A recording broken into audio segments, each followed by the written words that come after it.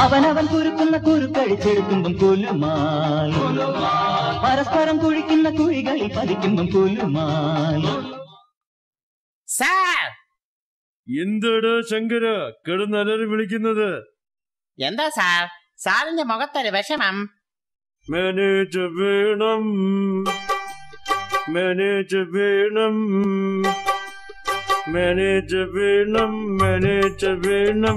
Project ഡെലിവറിക്ക് ഡൽഹിയിലുള്ള ക്ലയന്റിന്റെ ഒരു pilot പ്രോജക്റ്റിന് മാനേജർ വേണം, മാനേജർ വേണം.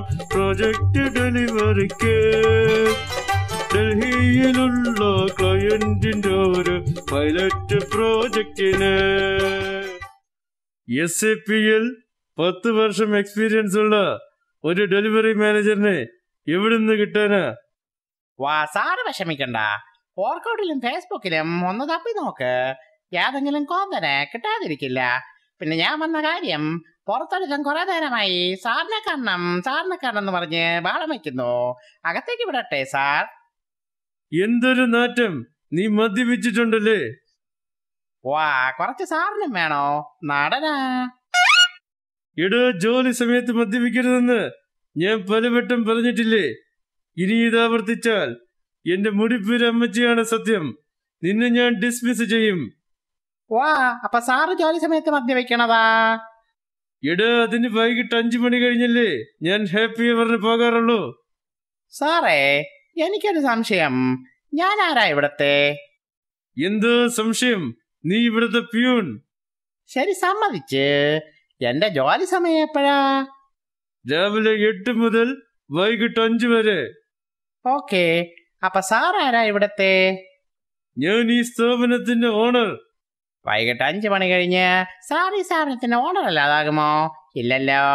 അപ്പൊ സാറിന്റെ ഡ്യൂട്ടി ടൈം 24/7. സാറിന്റെ ഡ്യൂട്ടി ടൈമിൽ വെള്ളം അടിക്കാം, എനിക്കടിക്കാൻ പാടില്ല. ഇതെവിടുത്തെ ന്യായം? നിന്നെ കൊണ്ട് ഞാൻ തോറ്റു.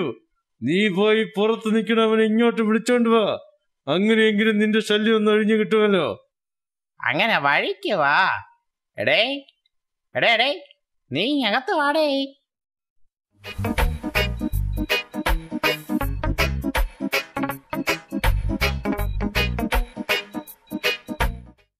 താനാരാ മനസ്സിലായില്ലല്ലോ? എന്നെ മനസ്സിലായില്ലേ? ആ, ഞാൻ മത്തായി. താൻ മത്തായോ ഫിറ്റായോ എന്നല്ല ഞാൻ ചോദിച്ചത്. തന്റെ പേരെന്താ? അതെ, അത് തന്നെയാണ് എന്റെ പേര്, മത്തായി. ആ, എന്തേ സംശയമുണ്ടാ? സംശയം ഉണ്ടെങ്കിൽ ഞാൻ സാറിന്റെ അമ്മേനെ വിളിക്കാം, അല്ല എന്റെ അമ്മേനെ വിളിക്കാം. അതിരിക്കട്ടെ, തനിക്കിപ്പോൾ എന്താ വേണ്ടത്? അപ്പൊ സാറിലെ പേപ്പറിൽ ആഡ് കൊടുത്തത് SAPൽ 10 വർഷം എക്സ്പീരിയൻസ് ഉള്ള ഒരു ഡെലിവറി മാനേജറിനെ വേണമെന്ന് പറഞ്ഞിട്ട്. അതിന് തനിക്ക് 10 വർഷത്തെ എക്സ്പീരിയൻസ് ഉണ്ടോ? സാറിന്റെ ബയോഡേറ്റ ഒന്ന് വായിച്ചു നോക്കൂ. നിറച്ചു വെച്ചിരിക്ക്, നിറച്ചു വെച്ചിരിക്ക്, 10 വർഷം എക്സ്പീരിയൻസ് തികച്ചു വെച്ചിരിക്ക്. നിറച്ചു വെച്ചിരിക്ക്, നിറച്ചു വെച്ചിരിക്ക്, 10 വർഷം എക്സ്പീരിയൻസ് തികച്ചു വെച്ചിരിക്ക്. SAPൽ ഞാന് ജോലി ചെയ്തിരിക്ക്. MBAയും പിന്നെ MS ഇരിക്ക്. നോക്കണം സാറ് എന്റെ റെസ്യൂമേ, പലയിടത്തിന് കോപ്പി ചെയ്ത് നിറച്ചു വെച്ചിരിക്ക്. നിറച്ചു വെച്ചിരിക്ക്, നിറച്ചു വെച്ചിരിക്ക്, 10 വർഷം എക്സ്പീരിയൻസ് തികച്ചു വെച്ചിരിക്ക്. ബയോഡേറ്റ കണ്ടിട്ട് കുഴപ്പമില്ല. എന്നാലും നിന്റെ കഴിവുകൾ എനിക്കൊന്ന് ടെസ്റ്റ് ചെയ്യണം. ഞാൻ 2 ക്വസ്റ്റ്യൻ ചോദിക്കും. അതിന്റെ ഉത്തരം കറക്റ്റ് ആയിട്ട് പറഞ്ഞാൽ നിന്നെ ഞാൻ സെലക്ട് ചെയ്യുന്നതായിരിക്കും. ഞാൻ ഇപ്പോഴേ റെഡി. ആദ്യത്തെ ചോദ്യം ഇതാണ്: ലോകത്തിൽ ഏറ്റവും കൂടുതൽ പിള്ളേരുള്ള അച്ഛൻ? ഇതാണ് വലിയ ചോദ്യം. അമിതമായി ബെച്ച ഉണ്ടാക്കുന്ന അച്ഛൻ മറ്റാരുമല്ല, നമ്മുടെ അമിതാഭ് ബച്ചൻ. എന്താ ഇത്ര സംശയം? രണ്ടാമത്തെ ചോദ്യം: നമ്മൾ എന്തിനാ സെർവർ ബാക്കപ്പ് ചെയ്യുന്നത്? ഒന്നുകൂടെ ചോദിച്ചേ. നമ്മൾ എന്തിനാ സെർവർ ബാക്കപ്പ് ചെയ്യുന്നത്? ഇന്ന് ഞാനൊരു ചോദ്യം അങ്ങോട്ട് ചോദിക്കട്ടെ. താൻ എന്തിനാ രാവിലെ മേക്കപ്പ് ഇട്ട് ഓഫീസിൽ കെട്ടിയെടുക്കുന്നേ? ഹോട്ടൽ ജീവനക്കാരനാണെങ്കിലും സെർവറും നമ്മളെപ്പോലെ ഒരു മനുഷ്യനല്ലേ? അവനും നമ്മളെപ്പോലെ മേക്കപ്പ് ചെയ്യാൻ ആഗ്രഹം കാണില്ലേ? നിന്റെ കോമൺ സെൻസും നോൺ സെൻസും എനിക്കിഷ്ടപ്പെട്ടു. നീ ഇന്ന് തന്നെ ജോയിൻ ചെയ്തോളൂ. എടോ ശങ്കര, സാർ എന്നെ വിളിച്ച? നീ ആ മേരിക്കുട്ടിയെ ഇങ്ങോട്ട് വിളിക്ക. അടേ മേരിക്കോട്ടെ, നിന്നെ സാറ് വിളിക്കണടേ, ഞകത്തേക്ക് പാടി.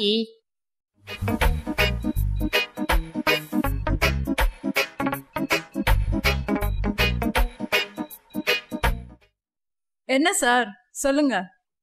ഇത് മത്തായി, നമ്മുടെ പുതിയ ഡെലിവറി മാനേജർ. താൻ മത്തായിയെ ഇവിടേക്ക് ഒന്ന് കാണിച്ചു കൊടുക്ക. എനിക്കൊരു മീറ്റിംഗ് ഉണ്ട്. ஆமா சார். മേരിക്കുട്ടി, നിനക്ക് മലയാളം അറിയോ? எனக்கு மலையாளம் பேச தெரியாது, ஆனா அண்டர்ஸ்டாண்ட் பண்ண முடியும். മേരിക്കുട്ടി, നല്ല പേര്. എനിക്കിഷ്ടപ്പെട്ടു. മേരിക്കുട്ടിയുടെ വീട് എവിടെയാ? என்னோட வீடு நம்ம சன்னி சான் வீட்டுக்கு பின்னால. അപ്പൊ സണ്ണിച്ചായന്റെ വീട് എവിടെയാ? என் வீட்டுக்கு முன்னால. அது சரி, அண்ணனுக்கு கல்யாணம் ஆயிடுச்சா? കുട്ടി എന്നെ ധർമ്മസങ്കടത്തിലാക്കരുത്. കല്യാണം കഴിച്ചിട്ടുണ്ടോ എന്ന് ചോദിച്ചാൽ കഴിച്ചിട്ടുണ്ട്. എന്നാൽ കല്യാണം കഴിച്ചിട്ടുണ്ടെങ്കിലും കഴിച്ചതായി തോന്നുന്നുണ്ടോ എന്ന് ചോദിച്ചാൽ അതില്ലതാനും. அண்ணா, பொண்டாட்டியோட ஏதாவது பிரச்சனை இருக்கா? ഞങ്ങള് തമ്മിൽ ഭയങ്കര അഡ്ജസ്റ്റ്മെന്റ് അല്ലേ? പാതിരാത്രിയിൽ അവൾ ജോലിക്കായി പോകും. ശല്യമില്ലാതെ സുഖമായുറങ്ങും ഞാൻ. ജോലി കഴിഞ്ഞിട്ട് അതിരാവിലെ അവൾ മടങ്ങി വരുന്നേരം ഞാൻ ജോലിക്ക് പോകും. അവൾ ഓൺലൈനാകുമ്പോൾ ഞാൻ ഓഫ്ലൈനാകും. അങ്ങനെ ഒരുവിധം അഡ്ജസ്റ്റ് ചെയ്യുന്നു. அண்ணா, அப்ப பொண்டாட்டியோட சாட் பண்றதுக்கு கூட டைம் இல்லையா?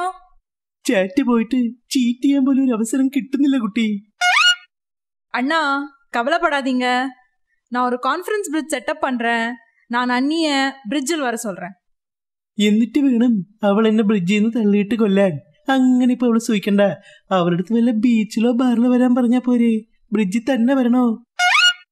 அண்ணா, டெலிவரி மேனேஜர் ஆயிருந்து கொஞ்சமாவது தைரியம் வேணாமா? தைரியம் வரணும்னா மனசு ஸ்ட்ராங் ஆகணும். அதுக்கு மெடிடேஷன் செய்யணும். എനിക്കതറിയില്ലല്ലോ. കുട്ടി അതൊന്ന് കാട്ടിത്തരുമോ? அண்ணா, நீங்க ஃபர்ஸ்ட் கண்ணை க்ளோஸ் பண்ணுங்க. அப்படி இல்ல அண்ணா, 2 ஐஸும் க்ளோஸ் பண்ணுங்க. ആ, ഞാൻ ഇറുക്കി പിടിച്ചു. മനസ്സുക്കുള്ളേ ധൈര്യം വന്നല്ലോ കനവുക്കുള്ളേ പ്രോജക്റ്റ് വന്നല്ലോ പ്രോജക്റ്റ് ചെയ്യാൻ ആസை വന്നല്ലോ പ്രോഗ്രാം എഴുതാൻ ആസை വന്നല്ലോ. ഇപ്പൊ ധൈര്യം വന്നിടുച്ചാ? എന്തതിശയം! ഇപ്പൊ ധൈര്യം വന്നു. പ്രോഗ്രാം എഴുതാൻ ധൈര്യം വന്നെങ്കിലും അതെങ്ങനെ എഴുതുന്നെന്ന് ഒരു പൊടിയില്ല കുട്ടി. എനിക്കൊന്ന് പഠിപ്പിച്ചു തരുമോ? அண்ணனுக்கு 10 வருஷம் எக்ஸ்பீரியன்ஸ் இருந்தும் ப்ரோக்ராமிங் தெரியாதா?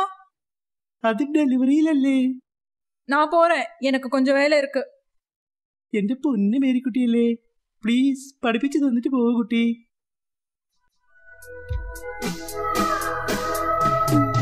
സുന്ദരി നീയും സുന്ദരൻ ഞാനും ചേർന്നെഴുതാം ഒരു പ്രോഗ്രാം.